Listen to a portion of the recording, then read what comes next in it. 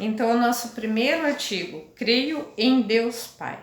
Nossa profissão de fé começa com Deus, pois Deus é o primeiro e último, né? Então não teria como a gente começar diferente, né? Deus é o início, o princípio e o fim de tudo, né? E começa com Deus Pai, pois Deus é o Pai e a primeira pessoa da Santíssima Trindade. E começa também pela criação. Criação do quê? Do céu e da terra, porque a criação é o começo e o fundamento de todas as obras de Deus. Então começa com Deus, que é o início e o fim de tudo, né? O alfa e o ômega. E também com a criação, que é o fundamento de todas as obras de Deus.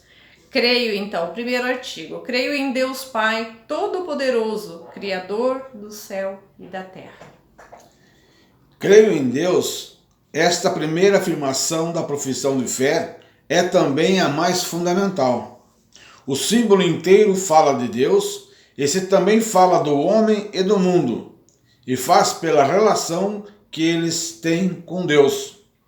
Os artigos do credo dependem todos do primeiro, e da mesma forma como os mandamentos explicitam o primeiro deles. Os demais artigos nos fazem conhecer melhor a Deus, tal como ele se revelou progressivamente aos homens.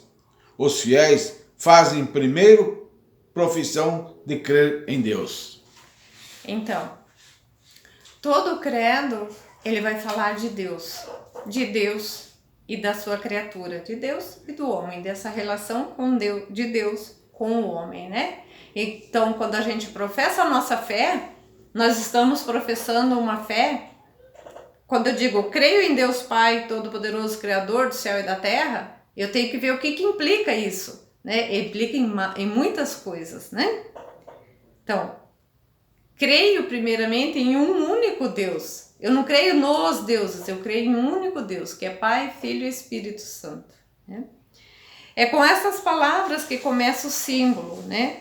A confissão da unicidade de Deus. Deus que é uno e trino ao mesmo tempo. E é inseparável da confissão da existência de Deus. Então, se eu digo que eu creio num único Deus, eu estou dizendo que eu estou confessando a existência de um Deus, né? Ali no parágrafo 203, nós vamos ver a beleza agora desse Deus que se revela para nós, né? Deus vai se revelando aos poucos e ele revela quem ele é. E Deus tem um nome, então nós vamos ver agora. Deus revela seu nome.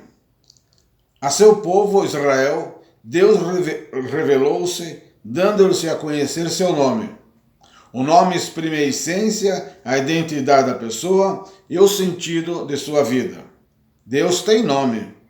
Ele não é uma força anônima.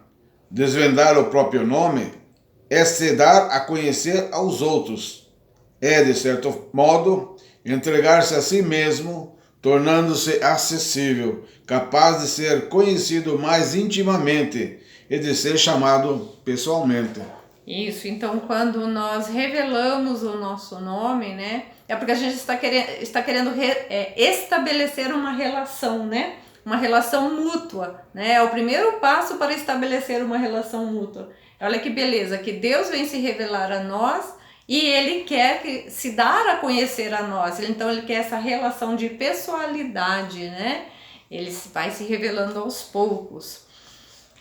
E Ele também se revela como um Deus vivo, né?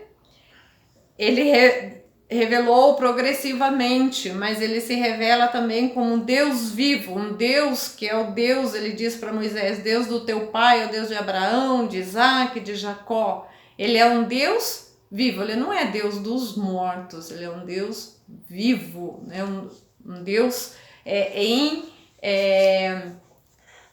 dinâmico, né? Um Deus constante, né? E ali, depois ele diz, qual é o seu nome, né? No parágrafo 268 em diante, eu sou aquele que é.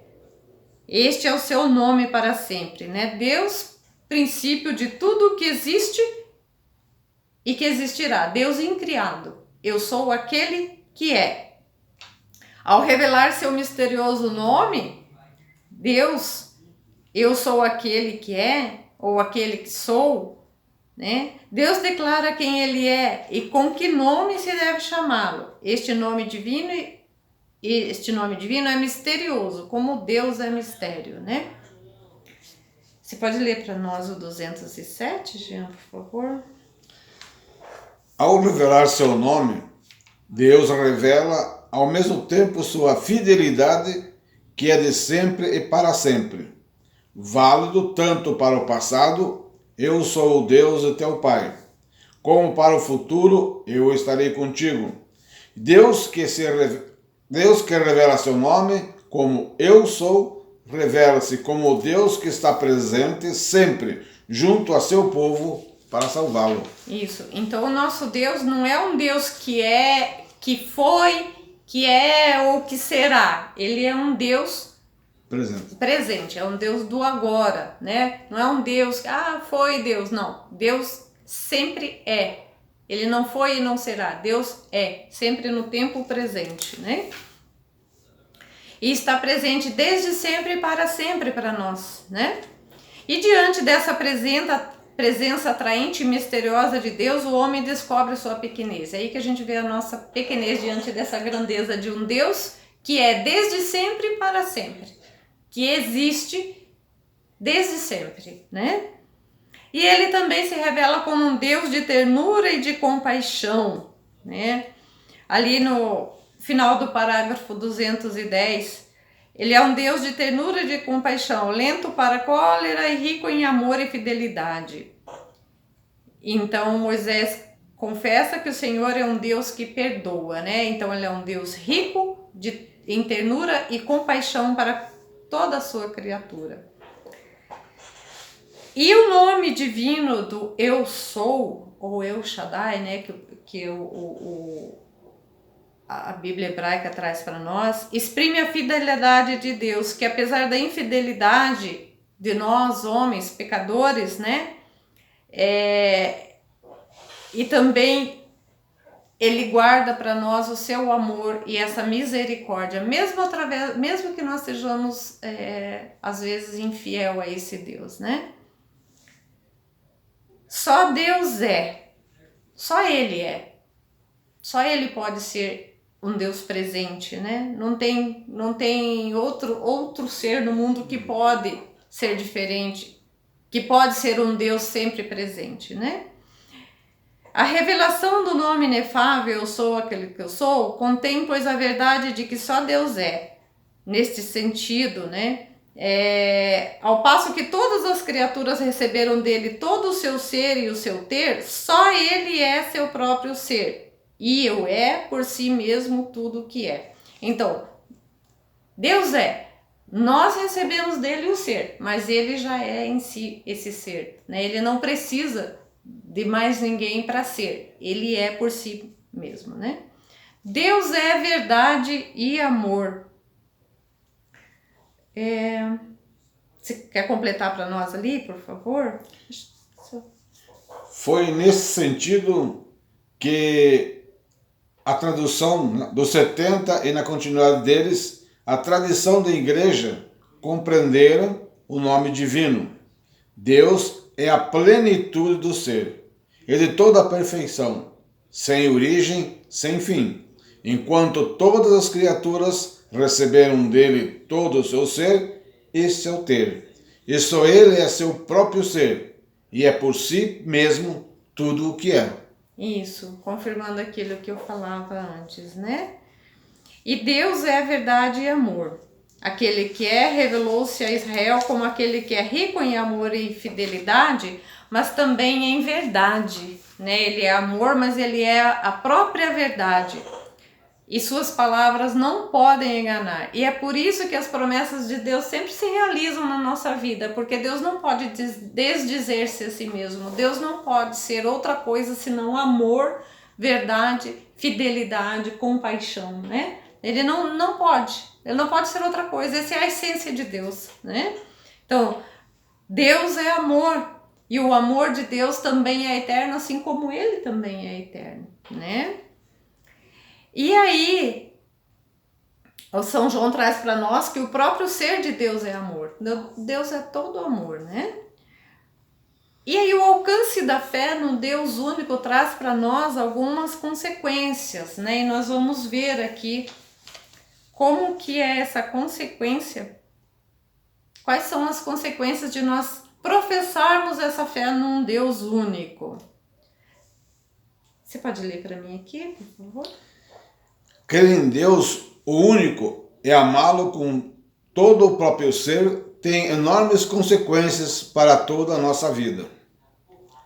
Significa conhecer a grandeza e a majestade de Deus. Isso. Então, primeira consequência, reconhecer a grandeza e a majestade de Deus, né? Ele é majestoso, ele é um Deus poderoso, afirma para nós esse artigo do Creio. Creio em Deus Todo-Poderoso, então eu creio na majestade de Deus, né? Segunda consequência, Jean, por favor. Deus é grande e supera o nosso conhecimento. Por isso, Deus deve ser o primeiro a ser servido. É aqui. Significa viver em ação de graças. Se Deus é o único, tudo o que somos e tudo o que possuímos vem dele. Isso. Então, a segunda consequência, viver em estado de graça, em estado de ação de graça e reconhecer que tudo que somos, por nós mesmos não podemos, tudo vem dele. Tudo é graça de Deus para nós, para nossa vida, né? Terceira consequência. Significa conhecer a unidade e a verdadeira dignidade de todos os homens. Todos eles são feitos à sua imagem, a imagem de Deus. Isso. Então, terceira consequência, conhecer a unidade e a verdadeira dignidade de todos os homens, né? Todos somos criados em imagem e semelhança de Deus. Eu não sou melhor que o outro, então eu não posso oprimir o outro, né? Essa é a consequência. Eu tenho que reconhecer que o meu próximo é também um filho de Deus criado à imagem e semelhança de Deus. E eu tenho que respeitá-lo pela dignidade de ser criado por Deus que ele tem, né? Quarta consequência. Significa usar corretamente as coisas criadas. A fé no Deus único nos leva a usar tudo o que não é Ele, na medida em que isso nos aproxima dele e nos desapegamos das coisas, na medida em que nós desviamos dele.